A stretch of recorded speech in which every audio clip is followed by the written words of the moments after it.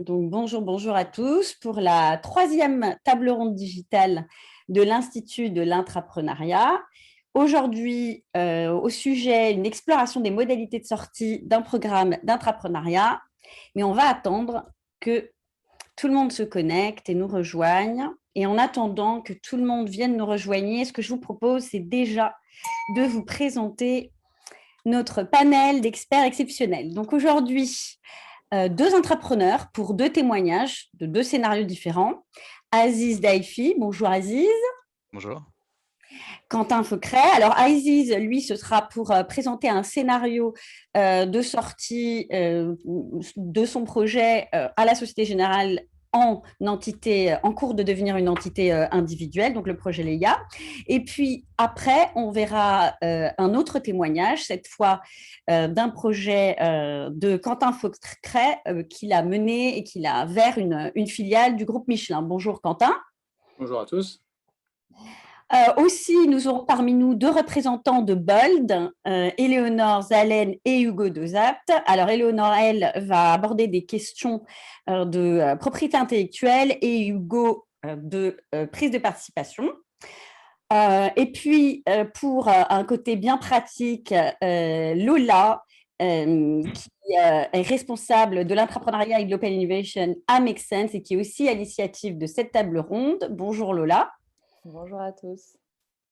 Et puis, bien sûr, Véronique Bouchard, qui est la fondatrice de l'Institut de l'Intrapreneuriat, qui enquête sur l'entrepreneuriat depuis une belle vingtaine d'années et sans qui nous ne serions pas là aujourd'hui. Bonjour Véronique. Bonjour à tous.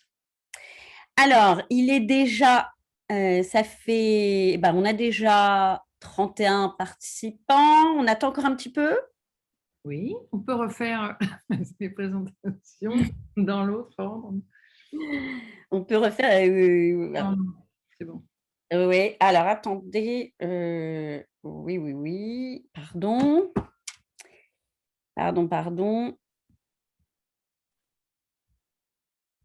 Vous voulez qu'on… On attend 2-3 minutes. Enfin, les 5 minutes, il est quelle heure là? Il est 33, donc on commence à 35? Allez, on se dit qu'on commence à 35. Oui. Voilà. J'ai des petits mots. On me dit c'est bon, on arrive encore. Alors, du coup, juste des petites questions logistiques aussi. Vous avez le chat, mais surtout, si vous voulez poser des questions au fil de l'eau aux panélistes, alors là, vous les mettez dans le Q&A. Donc, le chat pour tout autre commentaire, les questions aux panélistes dans le Q&A. Comme ça, on est sûr à la fin de ne pas perdre le fil. Voilà. Pardonnez-moi.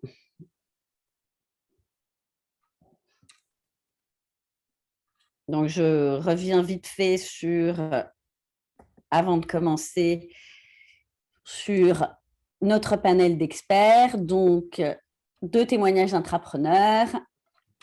Bold, qui se présentera, c'est pour ça que je n'en dis pas plus. Make Sense, Lola Virol, donc qui est experte de l'accompagnement d'entrepreneurs, et Véronique Bouchard, fondatrice de l'Institut de l'Intrapreneuriat. Donc, j'attends encore. Ah ben non, ça y est, il est 35. Je pense qu'on peut y aller. Donc, aujourd'hui, comme je vous l'ai dit, nous sommes là pour une exploration des modalités de sortie de programmes d'intrapreneuriat. Tout ça partant d'un constat sur le fait que l'accompagnement se concentre surtout sur les premières phases de parcours d'un programme, l'idéation, l'incubation, l'accélération, la mise sur le marché. Pourtant, ces sorties de programme sont des enjeux totalement essentiels. Ils vont avoir un impact à la fois sur l'évolution du projet, mais aussi sur le statut de l'entrepreneur. Du coup, avec Make Sense, l'idée étant venue de Make Sense, on a décidé donc de réunir cette table ronde pour explorer ces sorties, ces modalités de sortie et surtout les enjeux qui y sont liés et vous aider à gérer au mieux vos sorties. Du coup, pour mener cette exploration, un programme bien chargé. On commencera d'abord par poser le cadre donc de l'exploration en présentant plusieurs types de scénarios avec Véronique et Lola. On passera ensuite la main à Bold qui nous présentera les enjeux juridiques des sorties de programmes d'intrapreneuriat, avec Éléonore hein, qui présentera toutes les questions autour de la propriété intellectuelle, et Hugo un point sur les prises de participation. Puis, Lola prendra la main pour un interview de 2 entrepreneurs qui vont nous présenter leur expérience de 2 scénarios de sortie. Et on terminera sur une conclusion de Véronique Bouchard sur les learnings de cette table ronde. Et puis enfin, je reprendrai vos questions. C'est pour ça que je le répète, mettez-les bien dans Q&A pour que je n'en oublie aucune et à poser donc à tous nos panélistes. Et là, je donne la main à Véronique pour nous présenter l'Institut de l'entrepreneuriat, puis à Lola pour nous présenter Make Sense. Bon, alors l'Institut d'entrepreneuriat, je pense que ceux qui sont avec nous ce soir en ont entendu parler. Bon, donc c'est simplement un rappel. La mission principale de l'Institut, c'est d'accélérer la professionnalisation des acteurs de l'entrepreneuriat et l'émergence de conditions favorables au succès des entrepreneurs en actionnant 3 leviers. Le levier de la recherche, une recherche très appliquée, très lean, qui porte sur les pratiques entrepreneuriales, les pratiques passées, les pratiques présentes, qui modélise et qui restitue rapidement les résultats de la recherche. Ensuite, un pan de formation, d'accompagnement des acteurs de l'entrepreneuriat. Donc, l'Institut, en fait, propose des certificats, des formations, un accompagnement en entreprise. Et puis, finalement, le 3e levier, c'est le recueil et la diffusion de savoirs actualisés, actionnables. Donc, l'Institut se veut également un hub et une référence pour la communauté de l'entrepreneuriat, en jouant un rôle qui est de repérer des savoirs, de les formaliser, de les partager et de les diffuser, en fait, de faire circuler le savoir au sein de cette communauté. Voilà, je pense que c'est suffisant pour ce soir. Lola, Make Sense. Bonjour, bienvenue à tous. Et puis, hyper heureux de porter ce sujet aujourd'hui avec Véronique. Donc, moi, je suis la co-directrice de l'incubateur Make Sense. On accompagne, nous, à la fois des citoyens, des entrepreneurs et des organisations, uniquement sur des projets en rapport avec des enjeux de société. Donc, on travaille par exemple sur des thématiques comme le bien vieillir, l'insertion ou sur des enjeux environnementaux. Et on accompagne donc de nombreux programmes d'entrepreneuriat. Et on en a accompagné à peu près une trentaine aujourd'hui, que ce soit dans le secteur public, privé ou des programmes avec des grosses associations comme Emmaüs ou Croix-Rouge. Donc, on a pu voir un panel assez différent. Et la question des sorties, c'est toujours une question qui est problématique, qui n'est pas suffisamment traitée en amont. Donc aujourd'hui, avec finalement l'expérience qu'on a accumulée, puis l'expérience de Véronique également, on a voulu adresser ce sujet spécifiquement pour partager avec vous ce que nous, on a appris, et puis aussi pour pouvoir en retirer peut-être des nouvelles idées de recherche complémentaires, parce qu'on a l'intention du coup de publier un livre blanc sur ce sujet-là.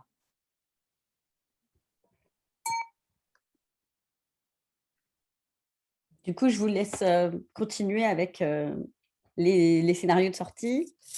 Et du coup, avant d'entrer dans la partie comment est-ce qu'on décide sur les différents scénarios de sortie, on voulait juste déjà vous dire quels sont les scénarios de sortie dont on va parler aujourd'hui.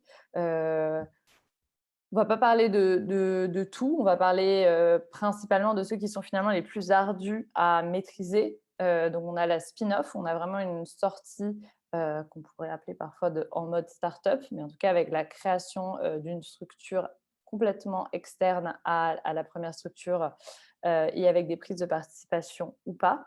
Et donc, je garde le suspense, mais on aura l'un des 2 intervenants qui témoignera là-dessus. On peut avoir une autre option qui est aussi assez importante et stratégique, des projets qui vont donner à la création d'une filiale. généralement détenues à 100%, donc filiales ou BU. C'est plutôt des différences légales, mais en tout cas pas des différences en termes de positionnement stratégique dans l'entreprise. Et donc des cas aujourd'hui qu'on ne va pas traiter, ça a pu être des étapes de la vie des deux intrapreneurs qui vont témoigner, mais il y a l'intégration à une BU existante qui est généralement quelque chose de plus simple quand finalement le projet trouve naturellement sa place dans une BU, vient s'intégrer à une offre qui existait déjà ou à rajouter un service pour une offre déjà existante. Et donc, généralement, ça pose moins de questions. Donc, c'est un parti pris aujourd'hui de traiter les cas finalement les plus complexes. Pourquoi est-ce qu'on peut en arriver là? Quels sont les avantages et inconvénients et pour l'entreprise et pour les entrepreneurs? Et du coup, Véronique, tu avais commencé à réfléchir à une partie, c'est quoi les critères pour se décider? Et puis, on Oui, reviendra. bon, ça, c'est vraiment, ça dérive très logiquement de la littérature de la stratégie. En fait, c'est un arbre de décision qui permet de décider de quel est le meilleur scénario de sortie en fonction d'un certain nombre de critères. Donc, je vais vous les présenter très brièvement. Donc, la première question, c'est est-ce qu'on doit sortir ou rester dans l'entreprise? Là, le premier élément qu'on va examiner, c'est le degré d'alignement stratégique du nouveau business. Donc, si l'alignement stratégique n'est pas important, s'il y a une divergence importante du nouveau business par rapport au core business, bien ça pousse en faveur d'un spin-off. Il y a d'autres facteurs, il y a des facteurs d'incompatibilité en termes d'image. Le nouveau business a une image qui n'est pas suffisamment compatible, même si elle est alignée sur d'autres plans. Elle est incompatible du point de vue de l'image, elle peut être incompatible pour des questions de compliance. Et puis, on peut aussi avoir des conflits d'intérêts qu'on va voir ce soir, qui font que même si le business est aligné stratégiquement, néanmoins, on fait le choix de le sortir. Alors, les problèmes qu'on rencontre dans ce scénario, cette notion d'alignement stratégique, ce n'est pas une notion scientifique, hein, il y a beaucoup de subjectivité. Donc, quelqu'un peut concevoir, peut décider que ce business est aligné, tandis qu'un autre va le trouver pas tellement aligné. Donc, on a une zone grise, donc il y a une zone de négociation quelque part. Et puis, l'autre facteur qu'on observe très fréquemment, c'est que ce qui semble aligné initialement ne l'est plus après 2 ans, donc après 1 ou 2 pivots, et vice-versa, ce qui semblait pas du tout aligné ou très peu aligné le devient beaucoup après 2 ans. Donc, voilà, donc il y a une dynamique de l'alignement et une zone grise dont il faut tenir compte. Ensuite, une fois qu'on a décidé de rester, que le business, on pense qu'il est mieux dans l'entreprise, il est suffisamment aligné, il est suffisamment compatible, là se pose la question, est-ce qu'on crée une nouvelle entité, une nouvelle organisation, un nouveau centre de profit, que ce soit une BU ou une filiale? Bon, là, les critères, essentiellement, c'est des critères d'existence, de synergie, de partage avec les business existants. Donc, quand ces synergies, ces partages sont limités, qu'il s'agisse des clients, du portefeuille client, des ressources, des compétences, des facteurs clés de succès, ça tend à pousser vers la création d'une nouvelle BU. L'autre facteur qui est important, c'est le potentiel du nouveau business. Plus ce potentiel est élevé et plus, évidemment, ça va plaider en faveur de la création d'une nouvelle BU. Et finalement, s'il y a beaucoup de synergie, si le potentiel est limité, le meilleur scénario sera l'intégration dans une BU existante. En termes de problématiques liées à la création d'une nouvelle BU, de nouveau, il y a une zone grise, donc c'est sujet à discussion. Et puis, évidemment, créer une nouvelle BU, c'est une décision qui est quand même très politique, pas seulement stratégique, pas seulement organisative, mais politique et qui est prise au plus haut niveau. Et puis, finalement, quand on parle d'intégration dans une BU existante, encore faut-il trouver un home. Encore faut-il qu'on ait une BU qui nous accueille, qui nous donne de l'autonomie, des ressources. Donc ça, c'est une autre problématique qui concerne ceux qui décident de rejoindre une BU existante. Donc voilà, c'est un schéma très simple, mais qui permet de placer les scénarios et le choix entre les différents scénarios. Merci beaucoup, Véronique, pour nous présenter donc, ces différents scénarios. On se tourne maintenant vers Bald, qui va nous présenter donc, tous les enjeux juridiques associés à ces différents scénarios. Juste rapidement, peut-être Sylvie, il y a Clotilde qui demande quel est le scénario de sortie le plus courant. Je ne sais pas si toi, Véronique, plus de ce que tu as pu voir dans la littérature, tu as des réponses là-dessus. Moi, je dirais que le plus courant, c'est quand même de réintégrer, C'est ce que j'allais dire, réintégrer intégration à une BU existante. une business unit existante. Ouais, moi aussi, j'aurais dit cette partie-là, c'est quand même.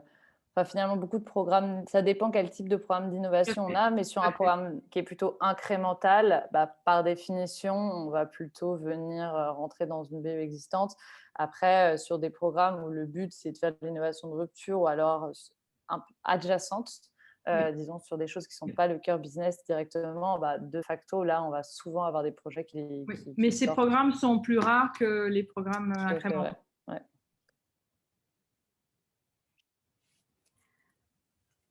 Alors bonjour à tous. On est ravis d'intervenir avec Hugo sur tous les aspects juridiques. Pour vous présenter rapidement Bold, on est un cabinet d'avocats et d'experts comptables exclusivement dédié aux startups et aux entrepreneurs.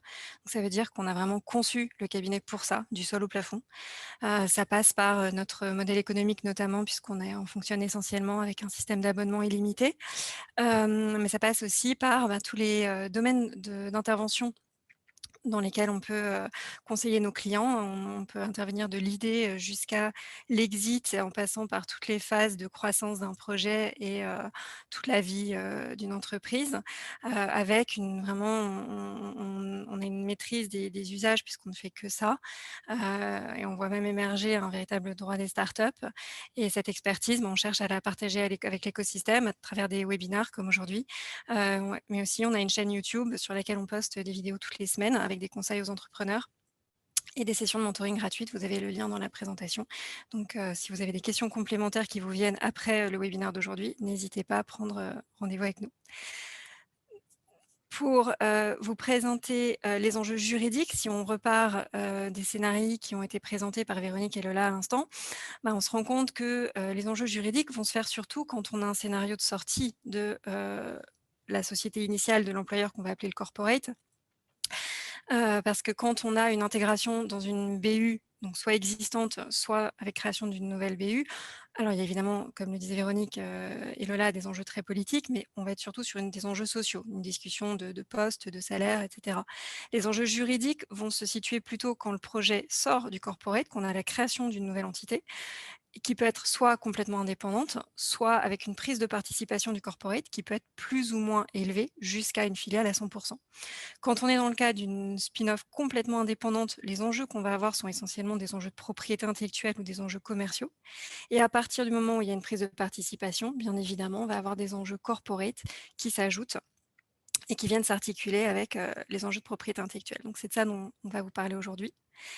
Sur la partie propriété intellectuelle, la première question à se poser, c'est de savoir où sont les droits.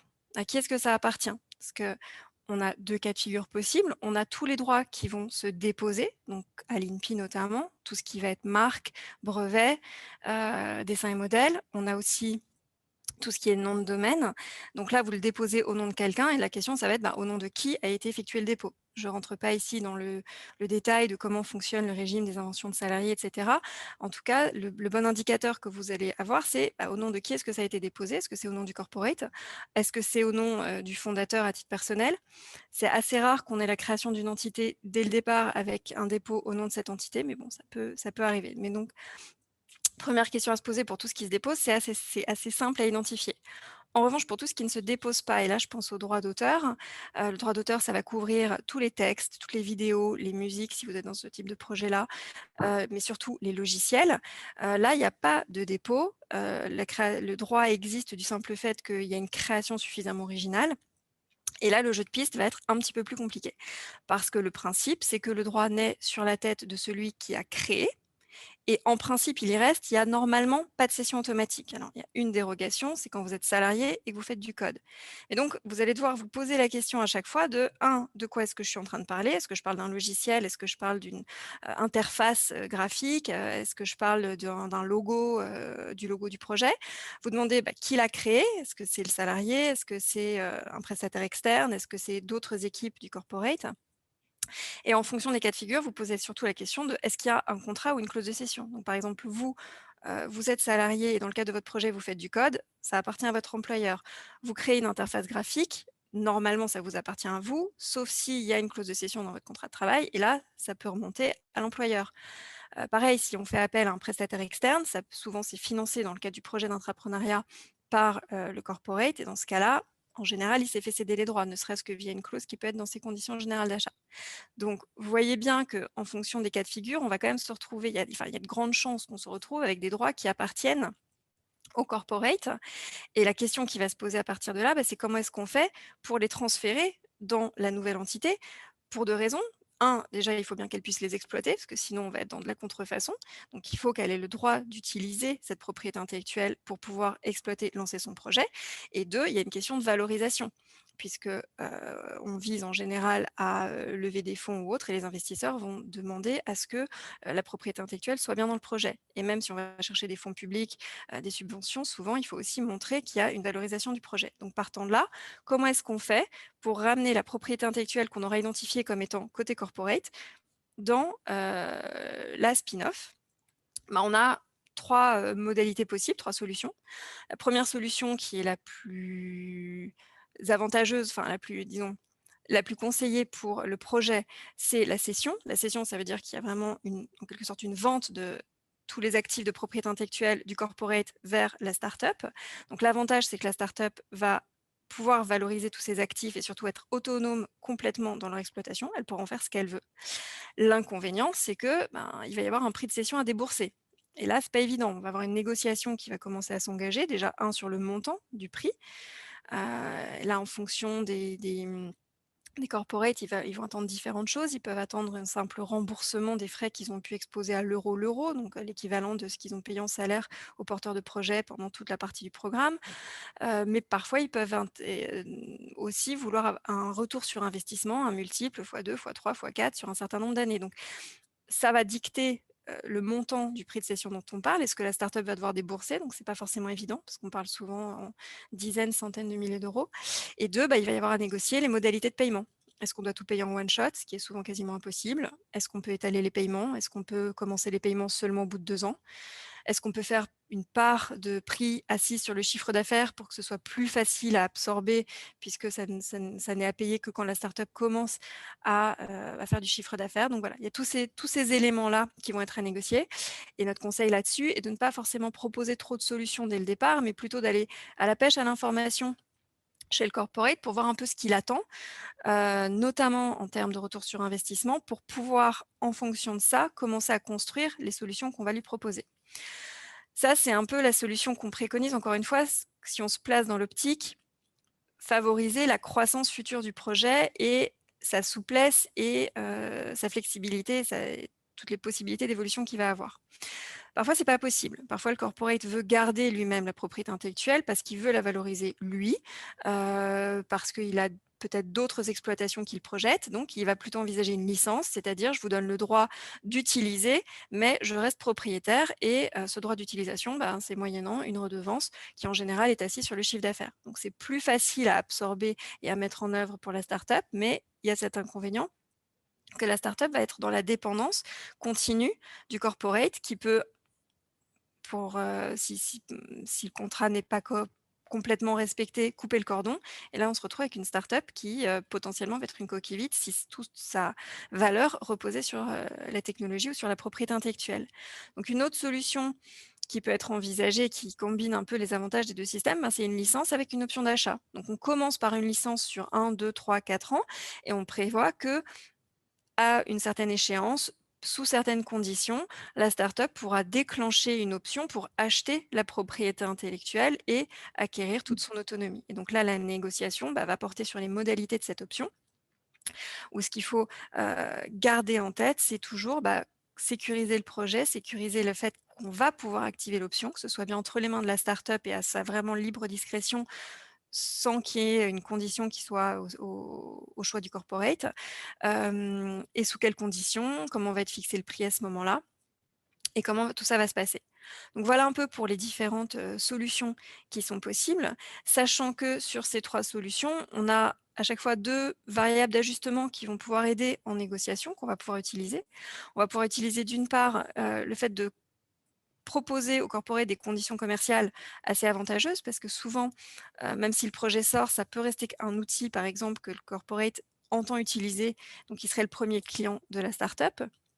Et dans ce cas-là, ça peut être un deal, assez équilibré que de lui dire: «Bon voilà, on baisse la pression sur la propriété intellectuelle ou sur le prix que je vais devoir débourser, mais en contrepartie, je te ferai, moins 50 pendant, 3 ans ou pendant, 5 ans, sur l'utilisation de la solution. Ou alors, j'offre gratuitement un certain package de services en plus». Ou voilà, et donc on va pouvoir utiliser ça pour essayer d'obtenir des conditions plus avantageuses sur la propriété intellectuelle. Et un autre système qu'on peut avoir, c'est s'articuler avec la prise de participation quand il y en a une, puisque là, on va avoir un peu un système de vase communicant.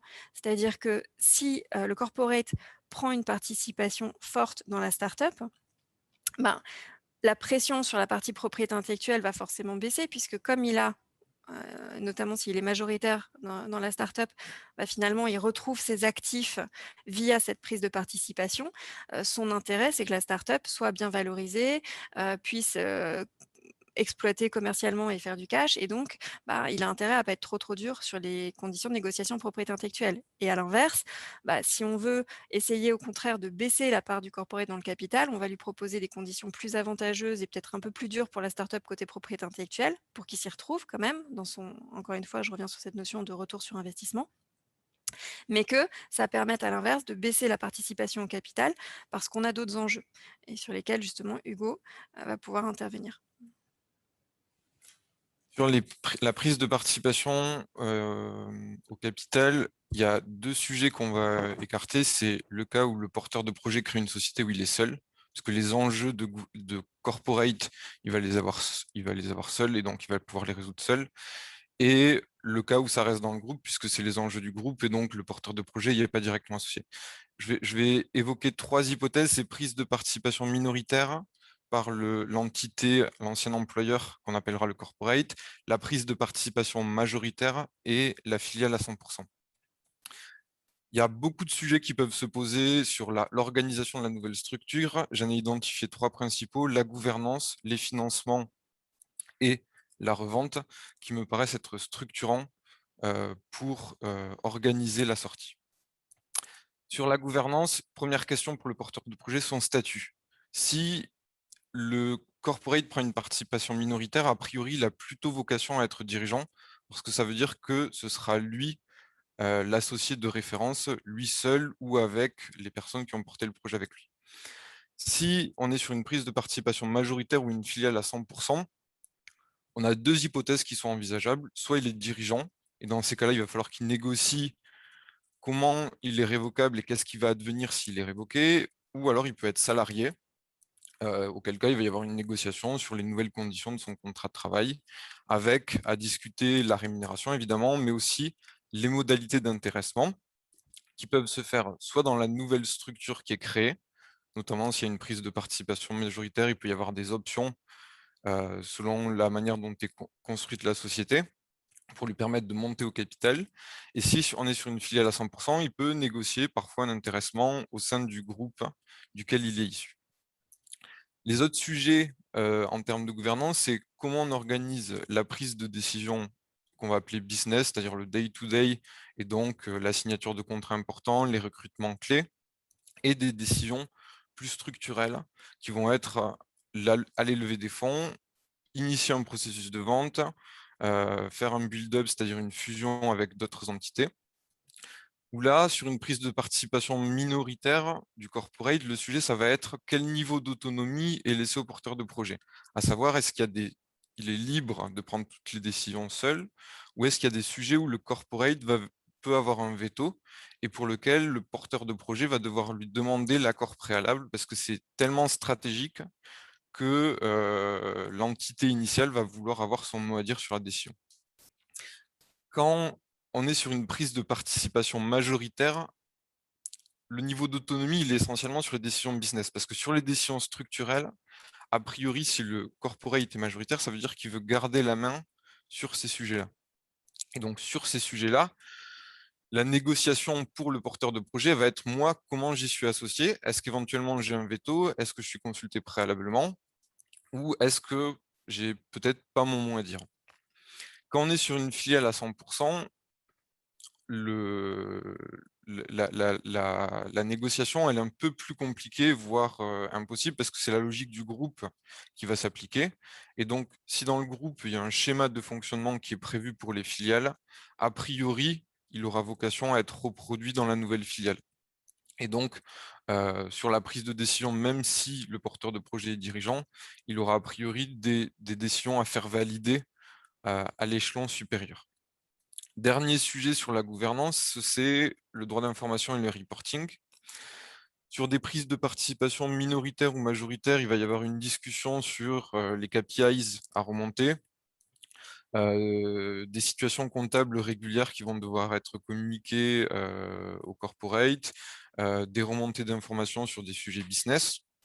Encore une fois, sur la filiale à 100%, là, le sujet il va être un peu différent, c'est que et ça va se retrouver aussi sur la prise de participation majoritaire, il y a une logique de groupe, et donc parce qu'il y a une consolidation financière et qu'il y a des enjeux de compliance, il y aura un cadre qui sera à la fois lié à l'activité et au fonctionnement du groupe qui va imposer des règles sur ces sujets-là. L'enjeu suivant, c'est sur les questions de financement. Sur la filiale à 100%, je ne soulève pas le point puisque, a priori, si le corporate est à 100%, c'est qu'il a vocation à porter seul le financement de la nouvelle entité via les mécanismes qui existent au sein du groupe et notamment les conventions de trésorerie qui peuvent être mises en place au sein des différentes sociétés. Ou s'il y a un acteur financier qui entre à terme, a priori, c'est lui qui va prendre la décision et le porteur de projet, il sera associé, mais il n'aura pas nécessairement de pouvoir de décision sur ce sujet-là. L'enjeu, il va être entre une prise de participation minoritaire et une prise de participation majoritaire. Il y a un sujet qui est vraiment important, c'est la place qui va être laissée dans le capital aux opérationnels.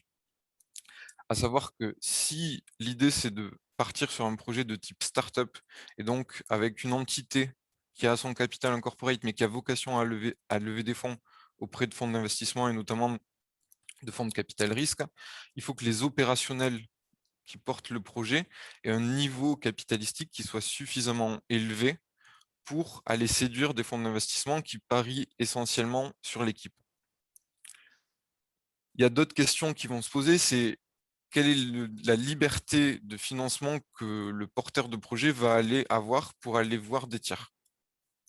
Il va devoir négocier avec le groupe qui a investi chez lui, s'il doit les consulter avant d'aller chercher des fonds, voire leur donner un droit de priorité, c'est-à-dire leur dire « j'ai un projet de levée de fonds à telle condition, je vous donne le droit d'investir par priorité », voire parfois il peut y avoir même un veto qui est donné au groupe, qui est de dire « non, je refuse l'entrée de cet investisseur », motivé ou pas, mais en tout cas, la possibilité de bloquer.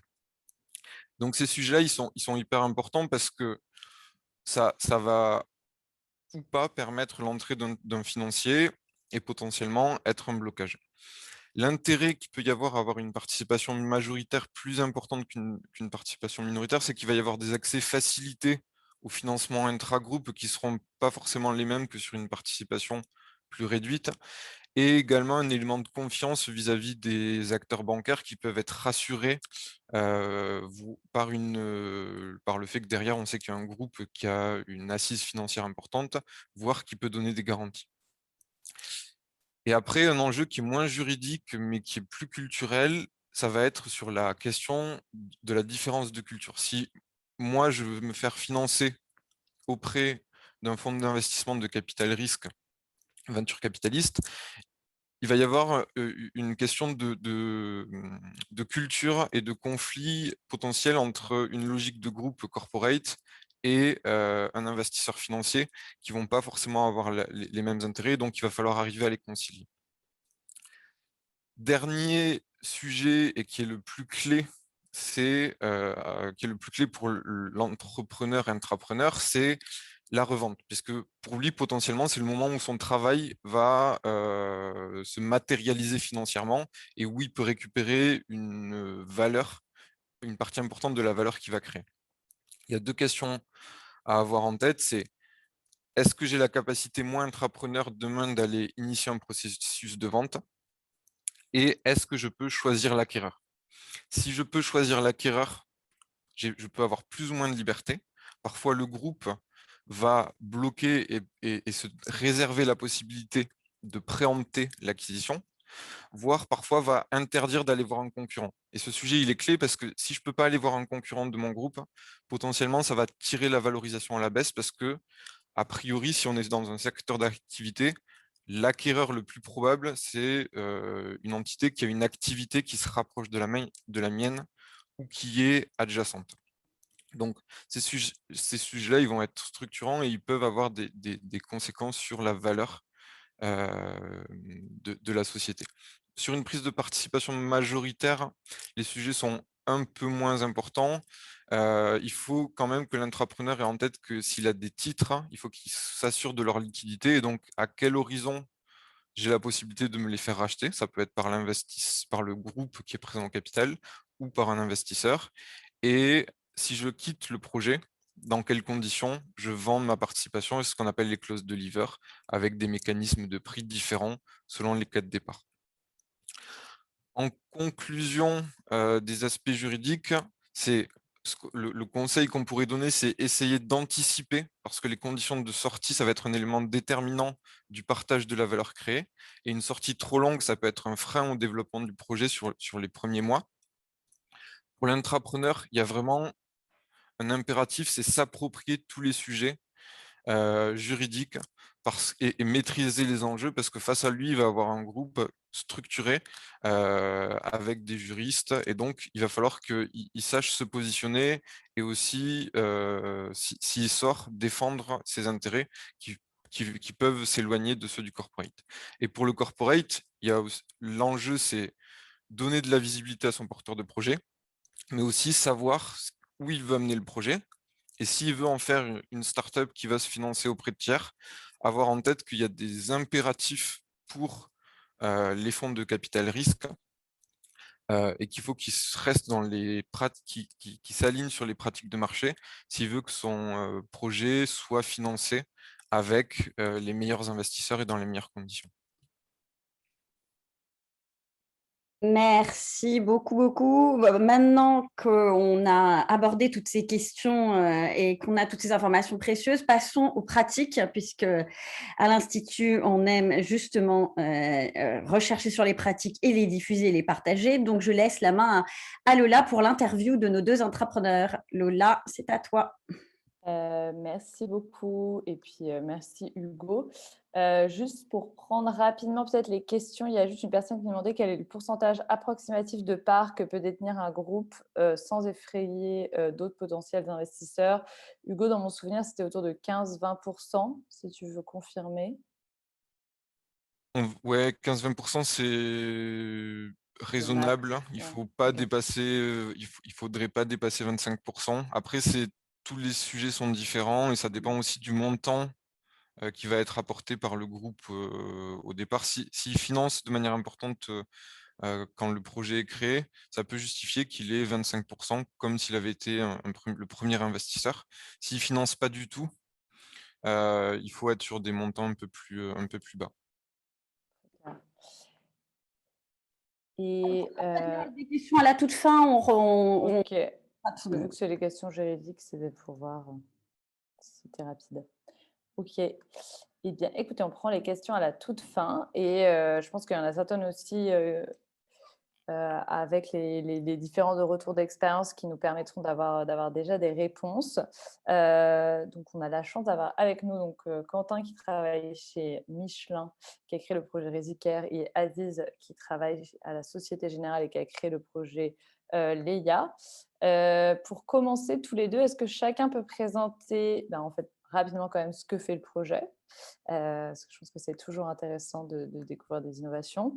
Et puis, un petit peu l'historique jusqu'à la sortie, parce que donc, vous êtes tous les deux soit déjà sortis, soit presque dehors, entre guillemets. Et donc, je veux bien que vous reveniez sur comment est-ce qu'on en est arrivé là. Puis après, on prendra plus de questions sur les sujets qu'on a vus, c'est quoi les parties prenantes, les moments de décision, etc. Mais pour le moment, je veux bien présentation du projet et puis l'historique. Bonjour à tous, donc je vois que c'est mon slide, donc je commence. Donc Résicare, donc c'est on a une activité de vente de résine adhésive qui ont la particularité de traiter des problèmes de toxicité et donc de remplacer une technologie qui présentait des problèmes de toxicité pour la santé humaine. Il y a une nouvelle technologie qui a été développée dans le groupe et l'objectif, c'était de valoriser cette technologie dans d'autres applications, donc au-delà. Voilà, j'en dis pas plus sur la partie. Donc on peut aller peut-être sur la frise. Oui, pardon. Voilà, donc en fait le sujet est né en 2000, justement avec l'identification de ces problématiques de toxicité. Il y a eu une étape de recherche pour identifier une nouvelle technologie qui a été menée par David Douaneau, qui est l'inventeur de la technologie au sein du centre de recherche Michelin. En 2012, premier brevet déposé. Et puis, en fait, c'est en 2016 qu'a l'aventure, l'incubation Résicare. Donc avec David, on a à deux dans une pièce de 9 mètres carrés avec notre feuille blanche et ses brevets, à se demander comment on pouvait valoriser des technologies utilisables à la colle à bois, par exemple, au sein d'un groupe Michelin qui est plutôt spécialisé dans le beaucoup d'entre vous le savent. Voilà, donc on a démarré avec cet alignement stratégique qui n'était pas évident à l'origine. À confirmer qu'il y avait bien une pertinence sur le marché. En 2017, le groupe a confirmé son stratégie nouvelle où le groupe a décidé d'aller au-delà du pneumatique et de valoriser son savoir-faire dans le domaine des matériaux. Et donc, on a finalement dégagé un nouvel axe stratégique qui nous a réalignés. Donc nous, à cette époque-là, juste pour faire la synthèse, on était plutôt parti au début dans l'idée de faire un spin-off complet et de sortir du groupe, puisqu'il n'y avait pas forcément d'alignement stratégique. Alors Véronique le rappelait, c'est une décision de haut niveau, puisque en fait, on a été rattrapé par le code, les présidents, les gérants du groupe Michelin, qui nous ont dit qu'ils souhaitaient qu'on reste à l'intérieur du groupe et que donc on serait financé par le groupe, puisqu'il y avait cet alignement stratégique que eux connaissaient, mais que nous, on ne connaissait pas forcément à ce moment-là. Voilà, donc on a poursuivi la création d'une filiale, comme on dit, évident pour un groupe. Donc il y a eu pas mal de travail d'abord pour bien comprendre pourquoi est-ce qu'il y avait besoin d'une filiale opérée à l'intérieur, finalement aboutir à la création d'une filiale donc en 2020, après une période de décision qui a duré un an et demi, période de négociation mise en œuvre qui a duré à peu près 6 mois, et à une quinzaine de personnes en même temps, donc en mars 2020, dans la nouvelle société. Et voilà. Après, un point aussi, c'est qu'au tout début, quand on a démarré en 2016, les différentes qui n'étaient pas forcément connues. Voilà, les différentes options, elles étaient bien synthétisées par Véronique, mais en fait, à l'origine, en 2016, ce n'était pas forcément évident. Et c'est vrai que c'est intéressant quand même de les mettre en perspective, qu'il y a différents scénarios qui sont possibles avec différentes contraintes. Alors, je coupe juste un instant. Si jamais ça commence à grésiller, n'hésitez pas à couper la vidéo. Je sais qu'on est tous très beaux, mais c'est pas grave. On parle sans vidéo. Si jamais ça grésille, pour être sûr que tout le monde entend bien. Donc, je dis ça pour tout le monde si jamais ça grésille. Donc, ça va, vous m'entendez ou il faut que je coupe la vidéo? Là, ça va. On a réussi à tout comprendre. Je ne t'ai pas coupé pendant. Mais si jamais ça reprend, parce que ça coupait de temps en temps. Il y a 2-3 fois où tu as coupé. Voilà. Donc, si jamais tu sens que ça te… Ou alors, moi, je me rendrai. Voilà, on te le dira, si jamais. Merci beaucoup, Quentin, du coup, pour ton partage d'expérience. Et du coup, je laisse Aziz faire la même chose sur le projet rapidement, sur quelle thématique ça porte. Et puis, vous, un peu pareil, par quel méandre et étape vous êtes passé avant d'en arriver là. Ok, merci Lola, merci à tous, merci pour l'invitation, ça me fait très plaisir de pouvoir échanger. Déjà pour commencer, moi j'aurais adoré avoir toutes ces informations-là il y a 2-3 ans, avant de commencer le projet. Ça m'aurait alors peut-être pas évité de passer par quelques méandres, je pense que je me serais pris ça de plein fouet de toute façon, mais je l'aurais peut-être abordé de manière un petit peu plus sereine. Avant de parler de Leia, je vais juste parler de moi, je suis désolé. En fait, ça a commencé il y a 2-3 ans. J'étais responsable stratégie digitale chez Société Générale pour le retail en Europe et en Afrique. Et en étudiant l'Afrique, j'ai découvert le monde de la mobile money que vous ne connaissez probablement pas. Et je me suis pris de passion pour ça. Alors, la mobile money, j'ai juste un slide pour vous montrer un peu de quoi il s'agit. On ne va pas le lire dans le détail, mais la mobile money, c'est comme la banque, mais sans la banque. Voilà. Et c'est véritablement le levier principal d'inclusion financière en Afrique. Il faut se dire que sur l'Afrique francophone, la banque, ça pèse 10%. C'est-à-dire que vous avez un habitant sur 10 qui est bancarisé. Ça veut dire pas grand-chose. En revanche, depuis quelques années, ils ont la mobile money. Ce sont des opérateurs telco qui leur proposent à peu près le même équivalent. Donc des comptes sur lesquels ils peuvent faire des transferts, du dépôt, du cash-out, du retrait, etc.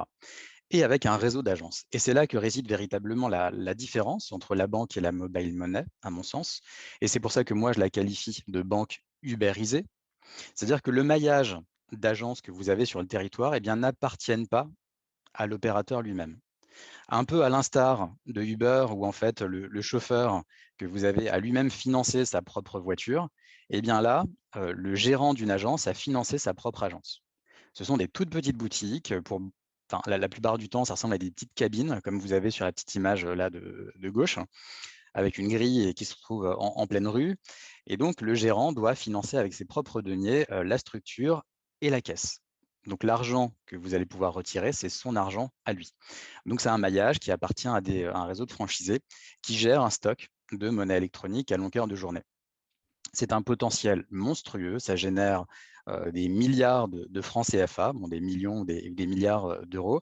Et c'était pour moi, ça représentait un potentiel colossal pour un groupe comme Société Générale. Et en parallèle de ce potentiel, je me rendais bien compte qu'il y avait un certain nombre d'irritants au quotidien qu'on pouvait aller chercher, mais qui n'étaient pas nécessairement dans le core banking. Et là, coup de chance monumental, Société Générale propose à ce moment-là un programme d'intrapreneuriat. C'est-à-dire que la banque a proposé, le groupe a proposé aux 150 000 salariés de proposer des idées innovantes et qui, pourquoi pas, seraient un peu en parallèle ou à côté du business standard de la banque. Et je me suis donc engouffré dans cette brèche-là pour proposer le concept Leia. La première question qu'il faut quand même se poser dans l'intrapreneuriat, c'est est-ce que j'y vais ? Contrairement, est-ce que j'ai quelque chose à y gagner et est-ce que je suis prêt à jouer le jeu? Derrière, comment c'est valorisé? En cas d'échec, je deviens quoi? C'est vrai qu'on a tendance à dire que l'intrapreneuriat, c'est confort. Moi, je peux vous le dire tout de suite, l'intrapreneuriat, c'est pas confortable du tout. Alors, c'est vrai qu'on continue d'être payé, mais on dort pas forcément tout le temps très, très bien. C'est pas forcément très simple. Bon, bref, voilà, c'est en aparté. Et puis donc, on a le groupe qui joue le jeu. La deuxième question qui se pose, une fois qu'on est parti véritablement, c'est où est-ce que je mets cette structure-là? Parce que vous avez une équipe, vous avez une idée, mais du coup, dans une grosse structure, ça va où? Dans un premier temps, c'est un projet qui a été tiré par l'innovation et on a eu la chance d'être incubé par Make Sense. Alors là encore, ce n'est pas forcément très facile.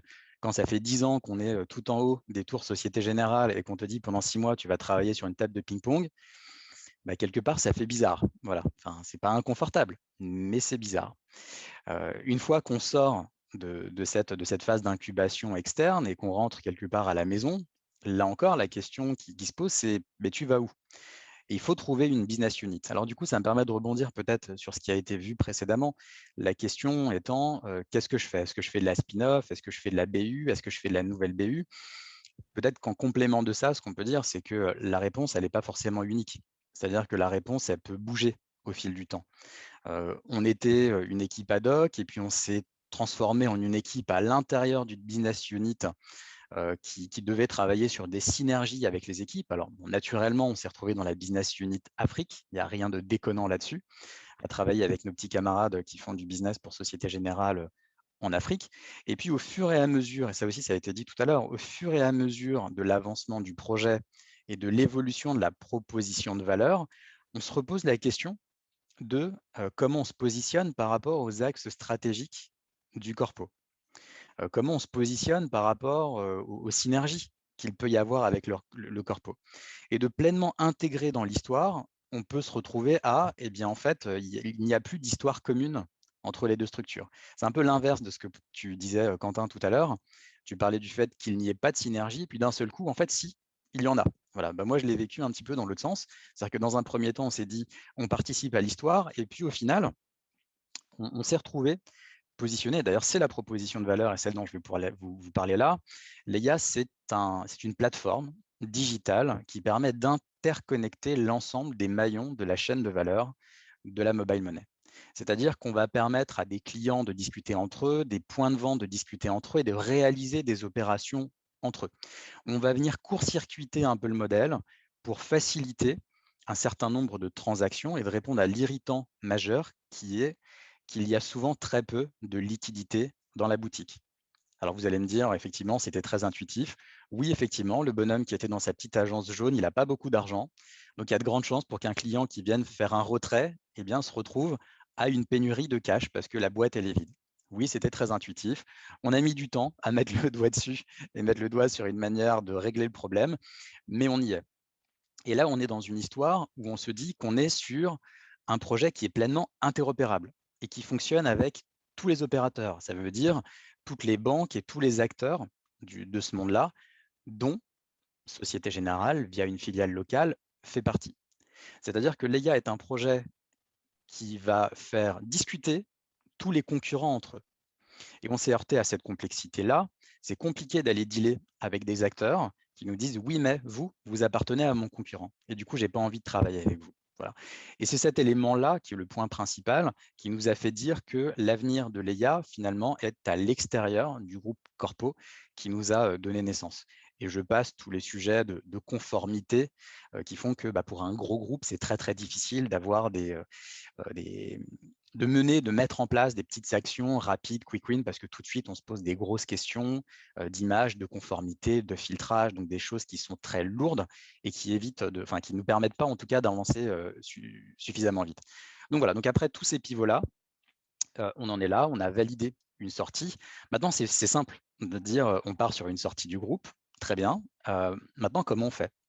Parce que le scénario Big Bang, il est quand même extrêmement compliqué. De dire au 31 décembre, vous êtes tout seul, c'est complexe, parce que c'est quelque chose qui, effectivement, doit s'anticiper et quelque part doit être mis en place de manière plutôt progressive. Il y a plein de sujets, il y a plein de questions qui doivent se poser. Effectivement, on les a vues tout à l'heure. C'est quel rôle, quelle gouvernance, quelle participation, ou qu'est-ce que je fais de la propriété intellectuelle, etc. Et pour le coup, de faire un désarrimage brutal, c'est même pas que c'est compliqué, c'est que c'est juste pas possible. Voilà.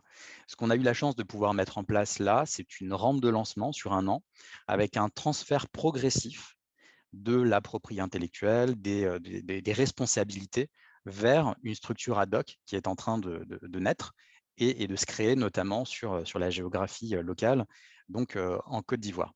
Pour faire simple, voilà, aujourd'hui, malgré tout, Leia avance et l'équipe Leia, aujourd'hui, c'est 40 personnes qui travaillent avec nous en Côte d'Ivoire et qui font vivre le projet, qui pour le coup ne sont pas des salariés Société Générale, juste parce que ce n'était pas possible.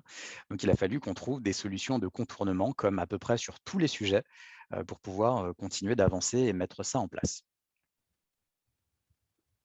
Merci beaucoup, Aziz. C'était hyper clair. Et du coup, ça a déjà répondu à pas mal de questions. En tout cas, ce qui est intéressant, c'est qu'on voit qu'on a un cas où en fait, il y a des synergies qui ont été trouvées chemin faisant avec le groupe, dans son cas, Quentin. À l'inverse, sur Aziz, au fur et à mesure des pivots, vous êtes de plus en plus éloignés. Et puis, en fait, le concept même du projet faisait que vous ne pouviez pas rester en interne parce que fallait que vous soyez finalement une structure agnostique et pas une affiliée à une banque. Je voulais vous demander, peut-être en commençant par Quentin, toi, maintenant, tu as un an de recul et du coup, quel point de vue tu as sur finalement, est-ce qu'une filiale, c'était le bon choix? Comment est-ce qu'elle est organisée aujourd'hui, cette filiale? Comment vous avez géré le lien avec le groupe? Enfin, est-ce qu'il y a des fonctions support ou pas qui sont partagées? Je sais que dans certains cas, moi j'avais eu la chance de rencontrer la personne qui est à la tête de Lait de Vache, qui est aussi une filiale de Danone. Eux ont fait le choix de dupliquer toutes les fonctions support pour plein de raisons. Vous, comment vous avez fait le choix de faire fonctionner ça? Comment elle s'est passée la sortie? Je suppose qu'elle a quand même été progressive, même s'il y a eu une décision. Et que de la même manière que dans le cas d'Aziz, c'est pas arrivé du jour au lendemain de salut, ça y est, tu es à la tête de cette filiale-là.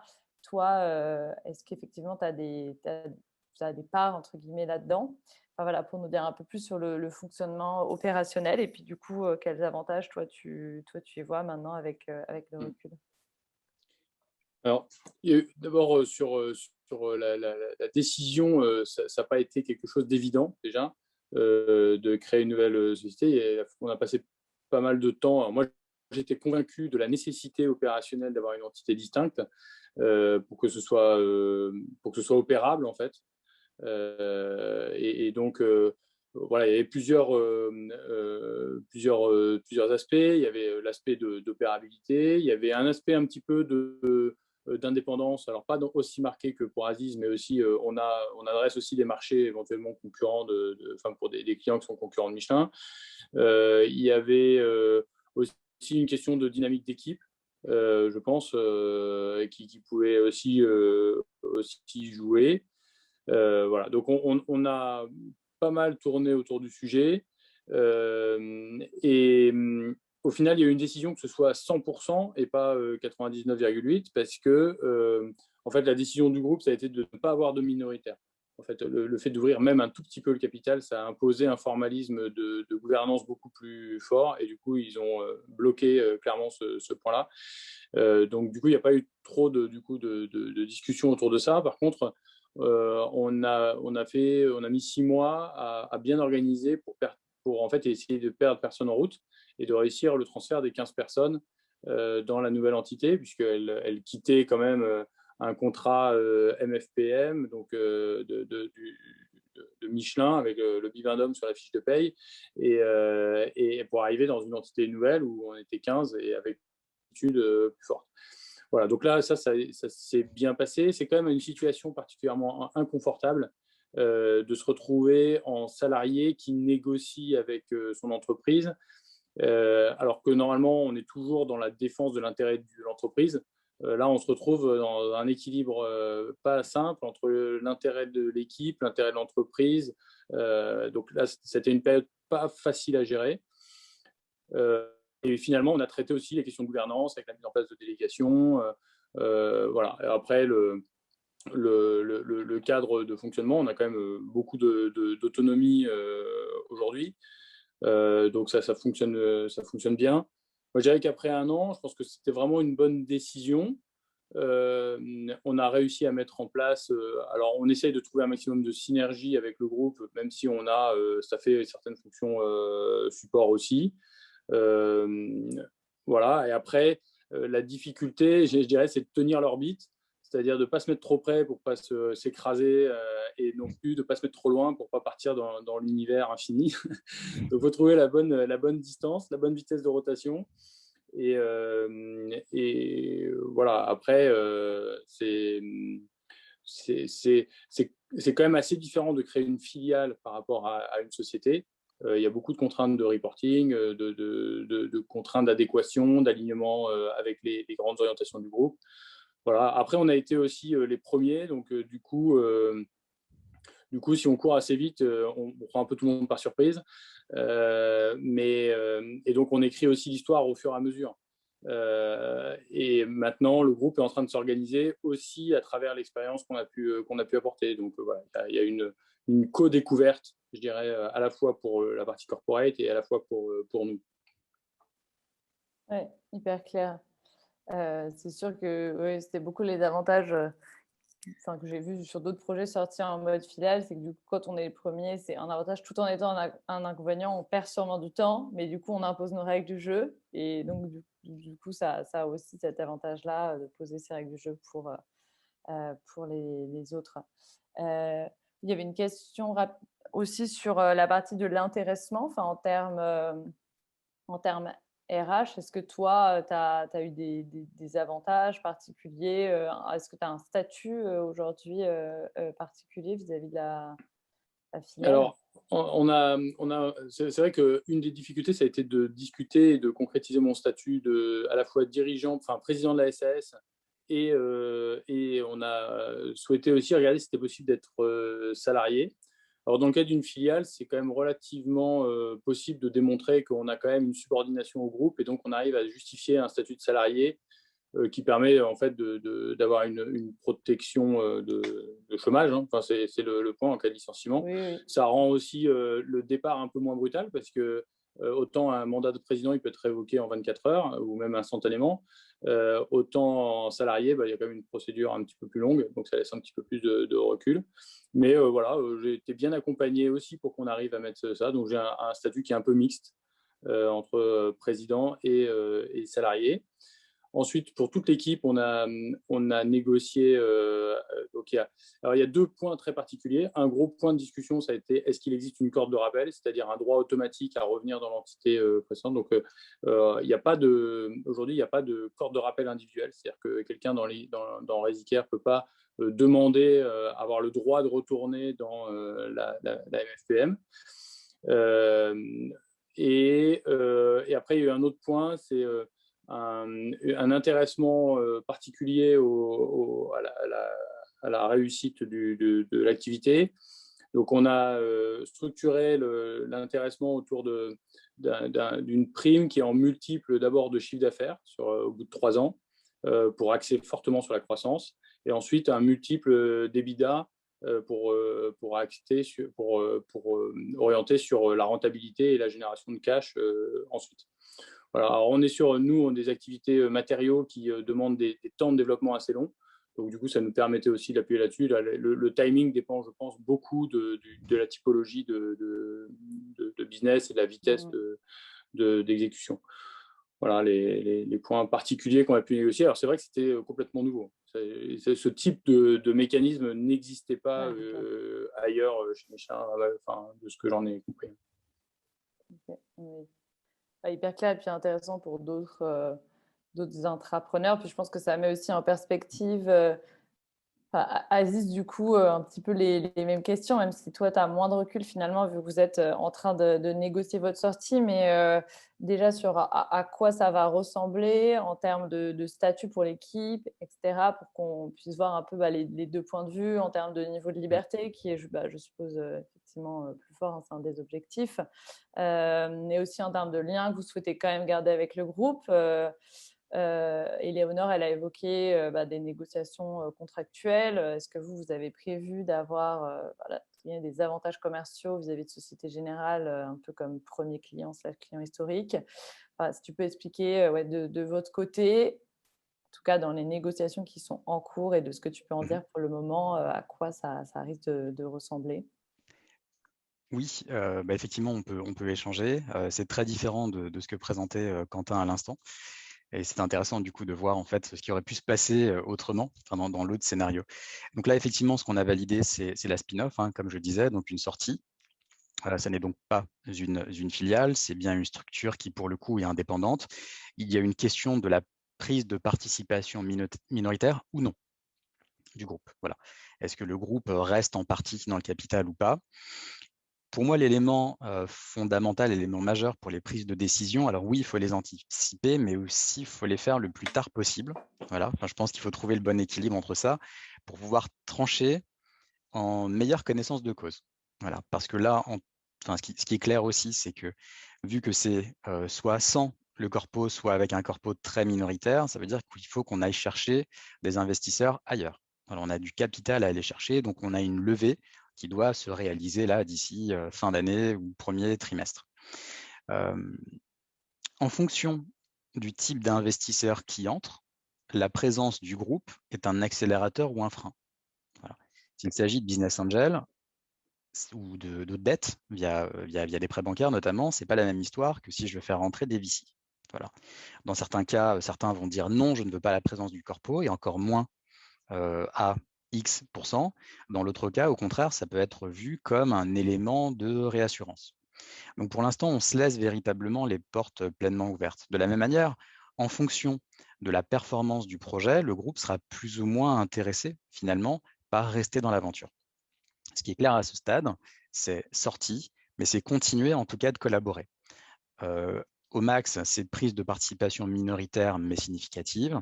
Au minimum, c'est effectivement un contrat commercial avantageux pour continuer de travailler avec le groupe, notamment sur un bout de synergie qu'il reste et qui concerne la marque de Mobile Money de Société Générale. On permet, comme on disait tout à l'heure, de faciliter les transactions et la performance d'un système. Eh bien, ça pourrait bénéficier aussi à la marque du groupe. Donc voilà véritablement un très gros smile comment ça se présente. Concernant l'équipe, en fait, nous sommes 3 cofondateurs, dont 2 sont issus du groupe, hein, donc salariés du groupe. Bah, ça veut dire une sortie pure et dure, donc mettre fin au contrat et aller vivre notre vie de manière indépendante à côté.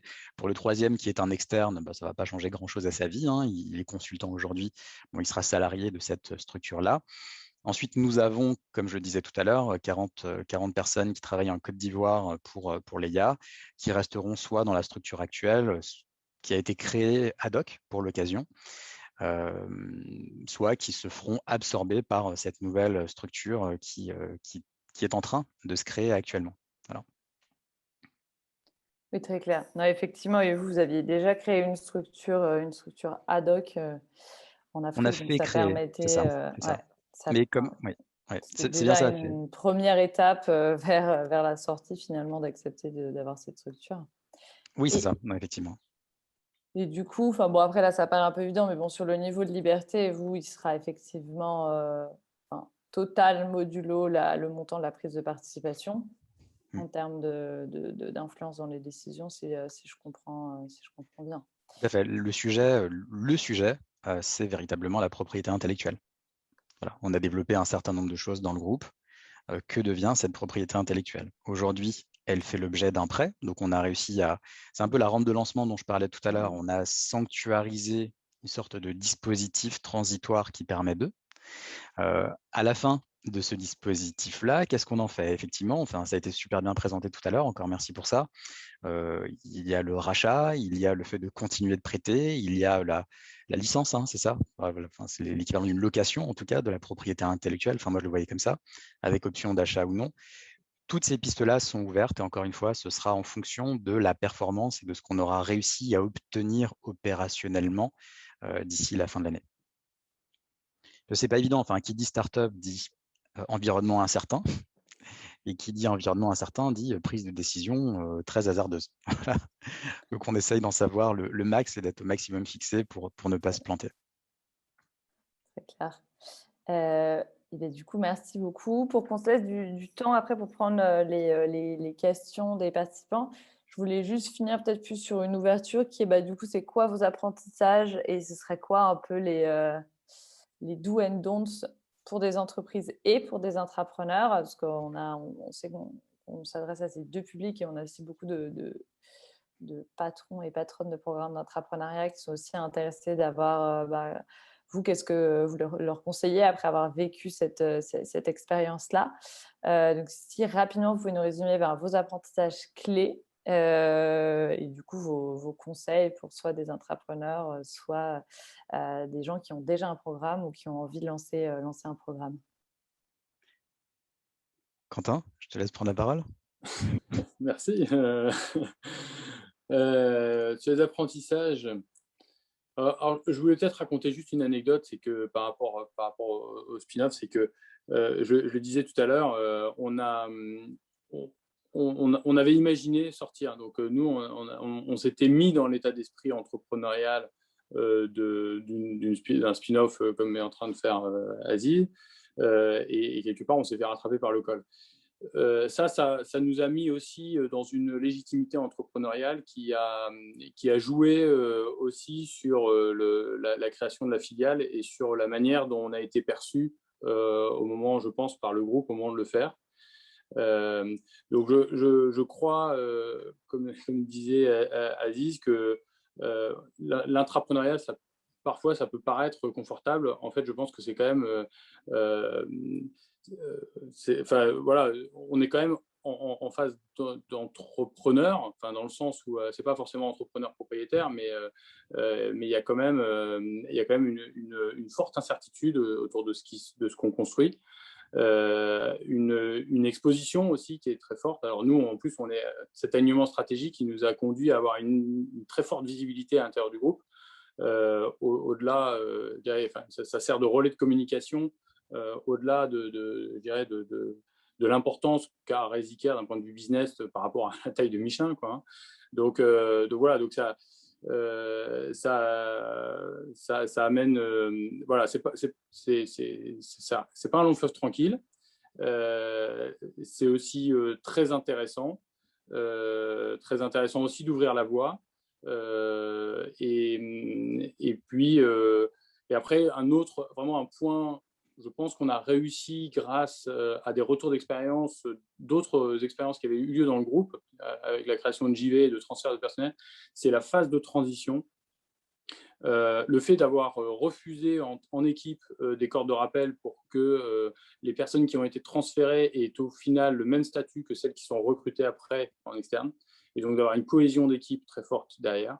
Donc ça, c'est je pense, un point très important, et d'avoir pris le temps, on a pris beaucoup de temps d'écoute individuelle de chacun pour construire le package de transfert. Et ça aussi, ça a été un point de réussite. Et du coup, en fait, le transfert opérationnel, bon, avec Sophie qui s'est occupée de tous les aspects administratifs et financiers, on a vraiment cravaché, mais opérationnellement, pour l'équipe, ils n'ont rien senti passer. Donc, et donc, de ne pas avoir de trou d'air au moment de la transition, alors qu'on est en pleine accélération business, c'était aussi un gros défi pour nous, aussi d'un point de vue des systèmes d'information, des infrastructures et tout ça. Donc voilà. Donc ça a été une belle aventure, et ça continue. Allez, une petite minute, Aziz, le temps presse. Je vais faire très vite, je vais essayer.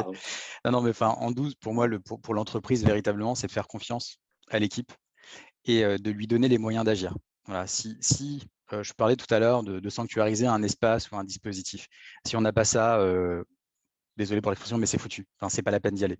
Soit on y va et on y va vraiment, soit on n'y va pas. Si on fait de la start-up, mais avec plein de contraintes juridiques, etc., et qu'on ne donne pas les moyens, c'est juste pas la peine d'y aller. C'est vraiment juste une perte de temps. Donc, c'est vraiment faire la place et donner les moyens et se faire accompagner aussi, parce qu'il y a un gros travail d'acculturation à faire en amont. Encore merci à Make Sense pour ça. Ça a été d'une aide très, très, très importante. Côté intrapreneur, moi, je mettrais vraiment l'accent sur la bonne équipe. Si on n'a pas les bonnes personnes avec qui avancer, là encore, c'est juste pas la peine, en fait. Mais je crois que c'est valable pour toutes les startups. Ça l'est tout autant dans l'intrapreneuriat, à mon sens. Et puis, il faut être extrêmement créatif, agile et résilient.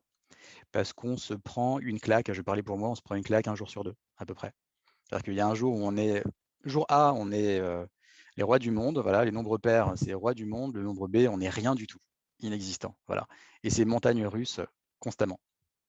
C'est un peu l'idée. Donc, faut tenir le cap, il faut y croire, et il faut être vraiment très créatif pour contourner les difficultés. Mais je crois que c'est valable pour tout le monde. Eh ben, merci beaucoup pour ces témoignages. Une petite conclusion, Véronique, je suis désolée, une petite, comme ça on aura encore du temps pour nos questions, puisqu'il ne reste plus qu'un quart d'heure. Donc, à toi, Véronique. Bon, moi, je pense que tout le monde doit être convaincu désormais que la sortie, c'est une étape vraiment très, très importante avec des enjeux vraiment complexes. Et que tout le monde est défricheur, autant les corporates que les intrapreneurs. On apprend en marchant. Heureusement, on voit qu'on a des bons cabinets d'avocats qui peuvent nous donner un coup de main. Il y a l'Institut de l'entrepreneuriat qui essaie de faire son max aussi. Disons que je pense qu'il n'y a pas une sortie qui ressemble à une autre. Il faut à la fois avoir une vision d'ensemble et il faut être capable de gérer une myriade de détails. Il faut également être très agile, comme l'a dit Aziz. Donc, vraiment une phase très complexe. Et on va essayer, dans la mesure de nos moyens, avec le livre blanc, d'apporter quelques repères en fait, dans cette complexité et de permettre à tous ceux qui s'intéressent à cette étape clé, de commencer avec des bases solides, disons. Voilà. Super, on va prendre maintenant toutes nos questions. Donc, on revient à…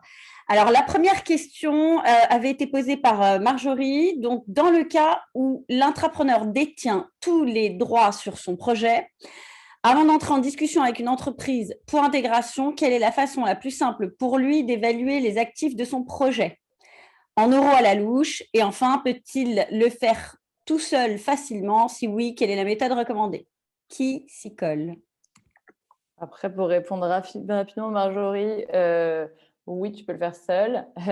Tout dépend après à quelle étape tu es dans ton projet, hein. C'est-à-dire que normalement, on fait souvent des évaluations de fonction de scénario. C'est-à-dire, je pense que je vais générer tel flux financier. Et du coup, après, tu as plein de méthodes que tu peux trouver sur Internet. Tu tapes méthode de valorisation startup. On va dire que ça reste quand même quelque chose qui est au doigt mouillé. Et au final, moi, ce que je trouve, c'est que ce sera de toute façon de la négociation de combien l'autre va percevoir la valeur de ta boîte. Et tu auras beau lui faire la méthode des, je sais plus, cash flow ou une autre méthode, ça ne va pas garantir que ce sera le prix que la personne voudra y mettre, surtout quand le projet est très jeune et qu'en fait, tu ne génères pas encore vraiment beaucoup d'argent et que ton marché n'est pas encore très clair. Donc, très clairement, c'est là où on rentre dans du subjectif et de la négo pure. Enfin, en tout cas, moi, je trouve. Je ne sais pas si Aziz ou Éléonore, vous avez… Enfin, toi, Aziz, tu as fait une évaluation là, spécifique. Dans votre cas, vous, je pense que oui. Après, vous générez déjà des revenus, vous avez déjà des chiffres, donc c'est beaucoup plus facile d'utiliser des méthodes mathématiques qui existent et qui ont été déjà définies. Je ne sais pas si tu veux les présenter, mais rapidement. Tu passais la main à moi? Oui, toi Ok. aussi, tu as fait, Non, bah alors, une mais je vais. méthode de valo un Oui, oui, peu oui, c'est ça. Alors, classique, on a startup, testé. quoi. Alors, en fait, ouais, on a testé plusieurs méthodes de valo. Il n'y en a pas une qui donne le même résultat. Et on a même des différences qui sont majeures. C'est-à-dire que, grosso modo, la structure, elle vaut entre 1 et 10 millions. Voilà. Donc, amuse-toi avec ça. C'est pas si évident. On a essayé de se comparer par rapport aux startups africaines qui tournent un peu. C'est surtout ça. Quelque part, le juge de paix, véritablement, c'est combien l'investisseur en face est prêt à mettre. Le sujet, il est véritablement là. Combien lui est prêt à mettre. Et soit on s'accorde, et soit il y a un deal, soit il n'y a rien du tout. Ce sont juste, en fait, les techniques de calcul permettent de se baquer un petit peu et juste de ne pas discuter dans le vide. Sinon, ça ressemble vite à une négociation de marchand de tapis, et ça, c'est juste pas possible. Donc, on arrive en tout cas avec des scénarios, et progressivement, voilà, on peut essayer de trouver un terrain d'entente. Mais voilà, les exercices ne sont pas si simples, et on me le répète systématiquement, c'est vraiment l'offre et la demande.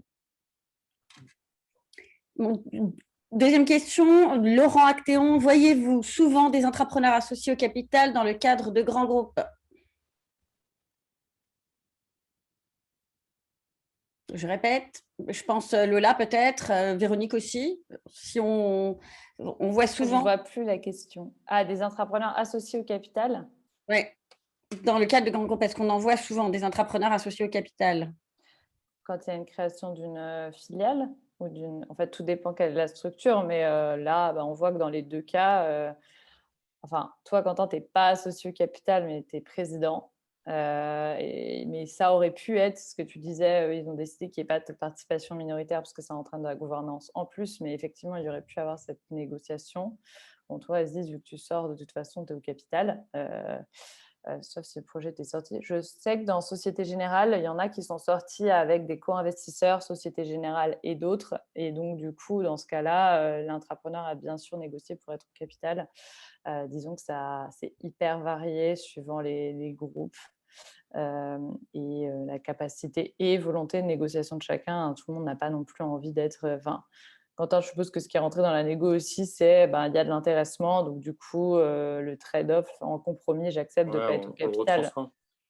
Moi, je connais d'autres cas dans les grands groupes, chez Air Liquide par exemple, où il y a eu aussi des participations minoritaires, mais je ne connais pas de cas d'un grand groupe majoritaire qui aurait laissé une part. En fait, je dirais que c'est soit il est minoritaire, soit il prend 100%, quoi, en fait, parce que je ne vois pas trop l'intérêt d'un grand groupe de se mettre à 51% avec avec des individus à côté, quoi, en fait. Donc, je pense que soit il est minoritaire et il dit débrouillez-vous pour vous financer, mais je garde un intéressement, soit il garde tout parce qu'en fait, il a les finances pour financer, quoi. Ouais, j'ai un peu vu la même chose. Ouais. Alors, une autre question de Fabrice Poussière. Est-ce que les sociétés qui faisaient de l'essaimage sont aujourd'hui plus matures sur les sorties intrapreneuriales? Il doit y avoir pas mal de retours d'expérience, par exemple CEA, ou est-ce très différent? Qui peut Juste, Je ne peux pas répondre, je suis désolée. juste Fabrice, quand tu parles d'essaimage, je veux dire essaimage de méthodes, enfin, parce que tu parles du CEA, donc je me demande si tu parles des SAT, par exemple, qui font de l'essaimage de projets de R&D. Enfin, je ne sais pas si on peut préciser la question. Peut-être. Attends, je regarde si Fabrice nous précise la question. Bon, sinon, on le laisse préciser, on reviendra plus tard, on reviendra à cette question. Ouais. Sinon, il en avait une deuxième. Est-ce qu'un salarié qui amorce un processus de sortie doit prendre un avocat? Une bonne idée, peut-être, non? Nous, on va répondre oui, forcément. En tout cas, il doit se faire conseiller. Il faut qu'il se renseigne. S'il ne peut pas prendre un avocat, il faut vraiment qu'il discute autour de lui au maximum avec d'autres projets qui ont vécu la même chose. Mais évidemment, nous, on va lui conseiller de se faire accompagner parce qu'on voit bien que c'est quand même des enjeux complexes et plus on a vu de ce type de situation, plus on peut être créatif dans les solutions qu'on propose. Au-delà de son intérêt patrimonial et purement financier, il y a des enjeux qui peuvent être assez lourds en termes de responsabilité, notamment si l'entrepreneur devient dirigeant d'une filiale d'un grand groupe et encore plus si le groupe est coté. Donc, il y a des enjeux qui ne sont pas à négliger et qu'on peut ne pas avoir en tête et sur lequel l'avocat peut allumer des warnings. Quentin, est-ce que tu as pris un avocat et Aziz? Moi, j'ai pas eu d'avocat sur ma situation personnelle. On a été accompagné par un cabinet justement sur le statut salarié et pour que le dossier soit reconnu. Euh, mais mais j'ai pas eu d'avocat. Mais j'avais pas connaissance de ce risque, en particulier pour les grands groupes cotés, ce qui est mon cas, mais pour en discuter, pour voir si je suis passé à côté d'un truc. Mais non, j'ai pas eu j'ai pas eu. Je l'avais envisagé en cas de spin-off, mais pas dans le cadre de. Enfin, en tout cas, en plus dans le cadre d'une filialisation, on est plus à même d'aller chercher du conseil juridique, même financé par le groupe. Donc ça, c'est plus accessible, je pense. D'accord. Autre question. Aurélie Perraudot, bonjour. Alors, question aux intrapreneurs. Au tout début de votre parcours, aviez-vous conscience de devenir des entrepreneurs de votre projet? Est-ce que cette conscience se bâtit sur l'expérience ou peut-elle être transmise par des mentors ou des coachs? Aziz et Quentin, là, c'est pour vous. Vas-y, cette fois-ci, je te laisse répondre en premier. Ok, avec plaisir, je suis honoré. Est-ce qu'on avait conscience, alors concernant Leia et concernant les cofondateurs, oui, parce qu'en fait, on est entrepreneurs aussi, alors par nature. On a tous les trois déjà monté des startups, des boîtes, des crèches, des clubs de sport, une boutique de vélo. Bref, nous trois, on a déjà fait un certain nombre de choses et quelque part, c'est dans notre ADN. Et puis même la manière dont on était salarié, on a toujours poussé des projets, monté des projets, donc quelque part, c'était un peu en nous. Donc là, ça s'est exprimé complètement naturellement. Là où on s'est pris des claques, ouais, c'est plutôt dans les méthodes très agiles, voilà, qu'on a pas mal pratiqué chez Make Sense notamment. Donc voilà, donc c'est plus acquérir des nouvelles façons de faire, des nouvelles méthodes, plus que l'ADN d'entrepreneur, qui, à mon sens, pour le coup, ne s'apprend pas. Enfin, alors après, vous ne serez peut-être pas tous d'accord, mais pour moi, c'est inné. C'est-à-dire qu'il y a des personnes qui sont faites pour ça et d'autres pas du tout. Et quand on ne l'est pas du tout, on peut apprendre, on peut se mettre à niveau, mais quelque part, c'est pas que ça ne fit pas, mais on est toujours limité à un moment donné. Enfin, je pense véritablement qu'il y a une personnalité ad hoc pour ça. Voilà. Mais c'est très personnel. Hein. Ouais, moi, je partage. Enfin, j'ai un peu le même ressenti de dynamique, enfin, d'état d'esprit entrepreneurial préexistant, je dirais, et qui d'ailleurs est difficile, je pense, même à transmettre. Je vois même au sein de l'équipe ou à d'autres. Donc, je pense qu'il y a une part un peu innée Et après, comme dit Aziz, de l'outillage. Il y a beaucoup de choses à apprendre sur l'outillage et sur la manière de comment avancer, comment réfléchir. Mais il y a un état d'esprit, je pense, initial existant qui est peut-être difficile à transmettre. Alors là, je pense que ça va être une question pour Éléonore et Hugo.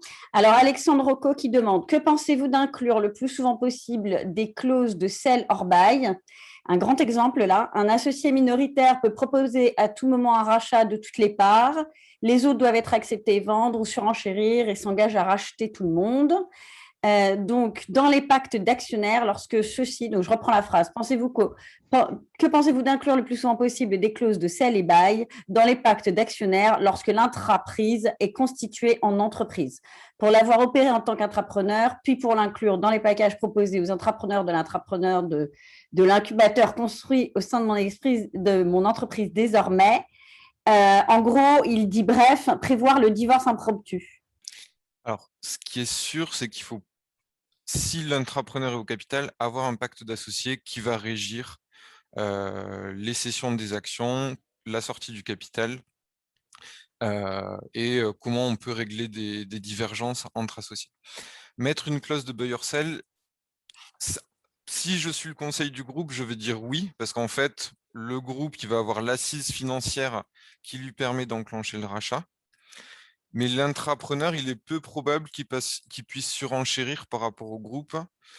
Et il est peu probable qu'il arrive à imposer au groupe qu'il puisse faire intervenir un tiers pour surenchérir à sa place. Donc, pour le groupe, il peut y avoir un intérêt clair. Pour l'intrapreneur, potentiellement, c'est une porte vers la sortie.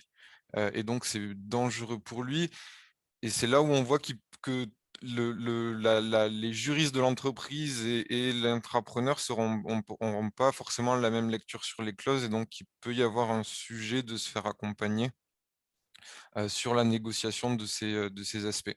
Mais ça peut avoir un intérêt pour le groupe. Et de toute façon, il faut prévoir des clauses sur le capital. Merci beaucoup. Alors, on revient maintenant à une question à nouveau pour nos intrapreneurs. Donc, Justine Pajot qui demande quel a été le choix pour les droits de propriété intellectuelle. Quentin, c'est à toi. Ouais, alors, pour nous, c'est très facile puisque comme on est filiale à 100%, toute la propriété intellectuelle appartenait au groupe et continue à appartenir au groupe. Donc, en fait, c'est posé quand même la question du transfert de la propriété intellectuelle à la filiale. Mais en fait, comme elle est complètement maîtrisée par la filiale, c'est plutôt une question de stratégie globale de gestion de la propriété intellectuelle du groupe. Tant qu'on n'a pas d'ouverture de capital à un investisseur autre, peu importe où elle est en fait. Et nous, de notre côté, ça fait partie des questions encore en suspens, voilà, qui devront être creusées dans un avenir très proche. Ok, alors Fabrice a complété sa question. Donc, alors attends, je n'ai pas vu s'il l'avait complété dans le chat ou plutôt dans… Oui, c'est dans le chat, c'est ça. Oui, c'est ça. Pour préciser, je parle des processus d'essaimage qui encouragent la création d'entreprises sur des technologies développées dans l'entreprise d'origine avec ou sans SATT. J'imagine que tu vas peut-être… Ouais, alors du coup, non, moi c'est vrai que je connais plus la partie sur la partie SAT et en tout cas, c'est clair que ça donne souvent lieu à des parties start-up externes ou alors à des entreprises qui vont racheter des brevets scientifiques pour les utiliser dans leur cadre en créant des filiales ou des start-up ou en intégrant à des BU existantes. Donc pour moi, on voit à peu près les mêmes scénarios.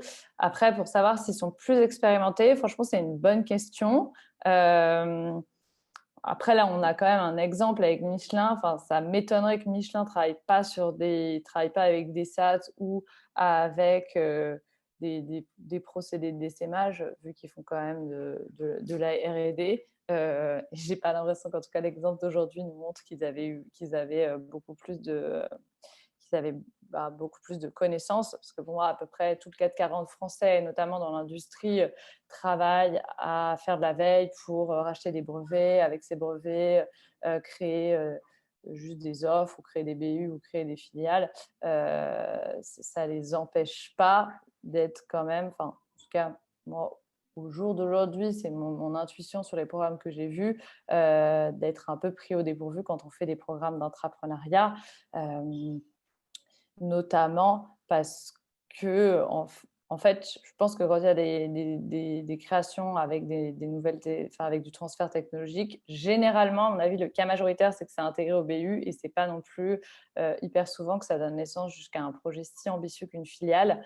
Donc, je pense que c'est pour ça qu'il y a peu d'expérience accumulée sur la création de filiales ou la création de spin-off au global. Hein. Moi, c'est pas ma spécialité, la création de projets de R&D, mais en tout cas, j'ai l'impression qu'ils sont globalement plutôt intégrés à des BU, c'est-à-dire que souvent, ils sont gérés par la R&D. Quand ils ont passé les phases très R&D d'expérimentation, ils vont plutôt être déployés par une BU avec la grosse machine habituelle, et c'est assez rare qu'ils créent une filiale ou qui crée une spin-off. En tout cas, par exemple, chez Orange, sur leur cas, c'est comme ça que ça fonctionnait. Hein. C'est phase de R&D, expérimentation, phase de déploiement en mode dans une BU classique, et ça reste très rare les cas de filiales et spin-off. Merci, et on va quand même prendre, même si ça y est, normalement c'est fini, mais on prend la toute dernière question et on aura répondu à tout le monde. Un nouveau Fabrice Poussière, en termes de sortie, existe-t-il des exemples de valorisation du type transfert techno vers d'autres entreprises ou licence d'exploitation par des externes non issus de l'entreprise d'origine? Tu continues peut-être le large, tu t'y colles ou pas? Moi, je sais que ça existe, hein, ce genre de choses. C'est des montages un peu différents. Ça ne concerne pas forcément l'entrepreneuriat, parce que là, la technologie est disponible de l'équipe. Donc, du coup, c'est plus trop une problématique intrapreneuriale.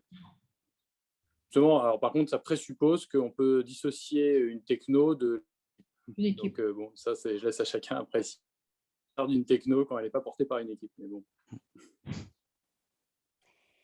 Eh bien, nous avons, il est 19h02 même, on a répondu en plus à toutes les questions. Donc, je pense que… Ah, on a une petite réponse de Fabrice qui nous dit qu'il est d'accord, donc tout va bien. Et donc, merci à tout le monde. Fabrice. Merci aux panélistes, très brillants. Merci à tous. On a des bons retours. Merci beaucoup. Hein.